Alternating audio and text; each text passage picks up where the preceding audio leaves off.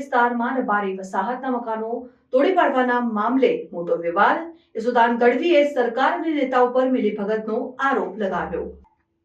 અમદાવાદના ઓડવ વિસ્તારમાં રબારી વસાહતના મકાનો તોડી પાડવાના મામલે મોટો વિવાદ થયો છે. આમ આદમી પાર્ટીના ગુજરાત પ્રદેશ પ્રમુખ યશોદાન ગઢવી રબારી કોલોનીની મુલાકાતે ગયા હતા. ગઢવીએ આ વિધ્વંસની ટીકા કરી હતી, એમ કહીને કે ગુજરાતની સ્થાપના પહેલાના મકાનોને ટૂંકી મુદત આપીને હિટલરશાહી રૂપે તોડી નાખવામાં આવ્યા છે.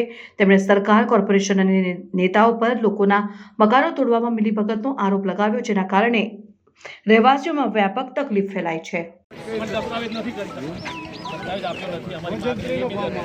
કદાચ અમે નથી ભર્યા તો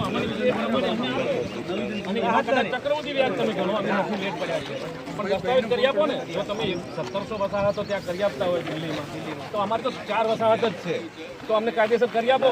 અને અમે તો જૂના છીએ જ્યારે ગુજરાત રાજ્ય નહોતું બન્યું ત્યારના છીએ અમે. એટલે આ તો ગેરકાનૂની રીતે કૃત્ય કર્યું છે. આમાં તો હું તો એમ કહું છું, સરકાર, કોર્પોરેશન ને નેતાઓ તમામની મિલીભગત છે, એના ઉપર FIR થઈ શકે. સાહેબ, કિન્નાખોરીથી થયેલું છે. લોકો એમ કહે છે કે એમના નેતાઓ સ્થાનિક હવે વિડીયો બનાવીને બહાર પાડવા માંડ્યા છે કે આ તો ખાલી અમારા કોમન પ્લોટ જ ખોલવાની કારીગરી હતી, બીજું કંઈ થયું નથી. સાહેબ, લોકોના રસ્તાની વધારાને મકાન આવતા મકાનમાં બીજો રસ્તો 5મો કાઢેલો છે. સાહેબ, આજુબાજુ મકાન છે, 3 બાજુ રસ્તો છે. એ છોકરો કોંગ્રેસ સાથે જોડાયેલો છે, એની ફરજમાં આવે છે, એમને ફરજમાં આવે છે આ લોકોનું મકાન પહેલા તોડી ઉઠાઈ શકે. હવે એનું જે મકાન હતું 3 બાજુ રસ્તો તો વચ્ચેથી બીજો રસ્તો કાઢીને એને મકાન તોડી નાખ્યું. એમ કહે છે કે ભલે મારું તોડી પણ બીજાનું ના તોડશો, એમ એ આહુતિ આપવા તૈયાર. તો તમારી કિન્નાખોરી નથી તો બીજું શું છે સાહેબ? આપણે એક કેમ્પેનનું ગ્રુપ બનાવીએ અને એક સાથે 5000 માલધારીઓ લાઈવ થઈએ ફેસબુક ઉપર. આને નાની યાદ કરાવી દેવાની. આ ભૂપેન્દ્ર પટેલને ગુજરાત છોડવું પડશે. જેમ વિજય રૂપાણીએ છોડવું પડ્યું હતું ને, એમ ભૂપેન્દ્ર પટેલ પોતે જાતને સમજતા હોય ને, તો એને ભૂપેન્દ્ર પટેલે ખાલી કરવું પડશે. હું ચેલેન્જ આપું છું કે 2027 પહેલા ભૂપેન્દ્ર પટેલને કાઢીશું. અમારી સરકાર અમને જોતી નથી, અમારા નેતાઓ નથી જોતા. એટલે ભૂપેન્દ્રભાઈ, તમે જે પણ હોય તાકાત હોય, તમે જેના કહેવાથી તોડ્યું હોય, આજે એક સાથે આખા ગુજરાતમાંથી અવાજ ઉઠશે. અને તમને જો 2027 પહેલા, કારણ કે જો તમારે બચાવી હોય તો ફરીથી અહીંયા બનાવડાવી દો. હું સન્માન કરીશ, માલધારી સમાજ સન્માન કરશે. આ એંગલ ઉપર આપણે જઈએ છીએ, પ્લાનિંગ કરીએ છીએ આજે. અને હા, માલધારી ગુજરાતમાં કેટલો હશે છે આપણો? બહુ મોટો સમાજ છે, બરાબર છે. ચારણ, બળવાડ, રબારી, આહિર, આ બહુ મોટો સમાજ છે ગઢવી, બરોબર.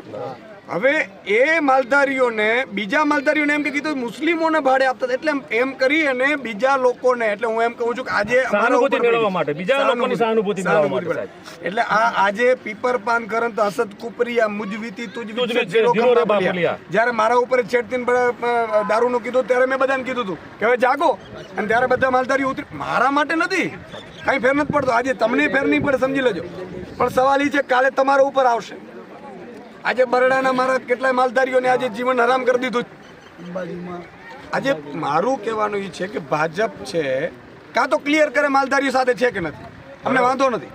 ધર્મગુરુ આપણા ક્લિયર કરે કે માલધારીઓ સાથે છે કે નથી.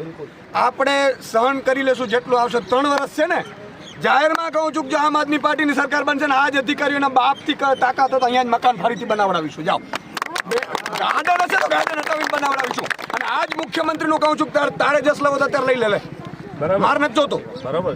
હું અહીંયા આવીશ પણ નહીં, બીજી વાર મત માંગવા નહીં આવું. ચારણનો દીકરો તો નહીં આવું. બોલો, ભૂપેન્દ્ર પટેલમાં તાકાત હોય તો ફરીથી અહીંયા મકાન બનાવડાવીને આપી દે. નહીં તો હું ચેલેન્જ આપું છું કે 27માં સરકાર બનશે, આ જ અધિકારીઓ જેને તોડ્યું છે એને સસ્પેન્ડ કરવામાં આવશે, જેણે કીધું છે એના ઘર પાડવામાં આવશે, અને અહીંયા ફરીથી મકાન બનાવવામાં. જસ લેવાની તમારી અત્યારે મારી આપણી પાસે સત્તા નથી, આપણે જોતું નથી. જસ લેવાની તાકાત અને પૂરો તમારા સન્માન કરીશું. મુખ્યમંત્રી અહીંથી મકાન બનાવી દે, હું જાહેરમાં મુખ્યમંત્રીનું યશોદાન ગઢવી સન્માન કરશે. બરાબર. તમારામાં એક 1952 થી છે યાર, તમે કઈ રીતે તોડી શકો? આ મુદ્દો આપણે વિધાનસભામાં પણ ઉઠાવીશું, એનો જવાબ માંગીશું. સવાલ એ છે કે 3 રીતે આપણે લડવું પડશે. કાયદાકીય લડવું પડશે, એક સામાજિક રીતે લડવું પડશે, અને એક રાજકીય પરિપ્રેક્ષમાં લડવું પડશે. આ 3 રાજકીય પરિપ્રેક્ષમાં એટલા માટે કે જેટલા પણ આપણે ભાજપના કે કોંગ્રેસના આપના નેતા છે ને બધાને ફોન કરવાના કે તમે કોની જોડે છો ભાઈ, બરાબર છે. આજે રાજ્યસભાનો સાંસદ બનાવી દીધું તમને, એટલે ભાઈ તમારે મૂકી દેવાનો સમાજને, તમે સમાજને વહીવટ કરી લેશો.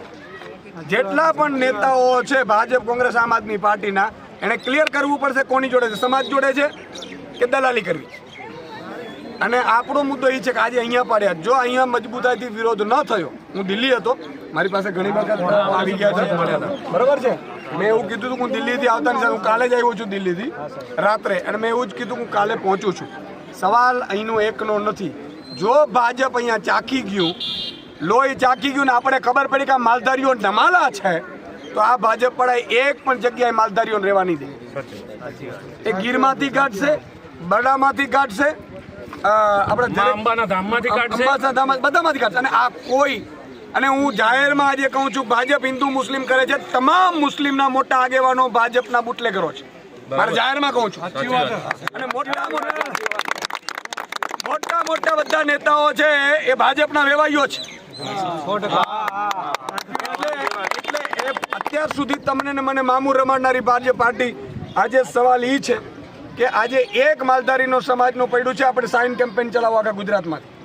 અંકિત, કિરણભાઈ, મહેશભાઈ, તમે બધા, કે માલધારીઓ જેટલા પણ છે સોગંદ ખાય, તમામ માલધારીઓ, બરાબર, સોગંદનામું કરે કે માલધારીઓ સાથે સરકાર સાથે. એક વખત સાહેબ લાખ સાઇન થઈને અને લાખ લોકોએ નક્કી કર્યું કે હું 100 મત ફેરવી નાખીશ, અહીંયા ફરીથી ભૂપેન્દ્ર પટેલ મકાન બનાવવા આવશે. તાકાત મતદાનની છે. અને તમામ ધર્મગુરુઓને અમારું સમાજ તો માતા અને દેવીઓને માનનારો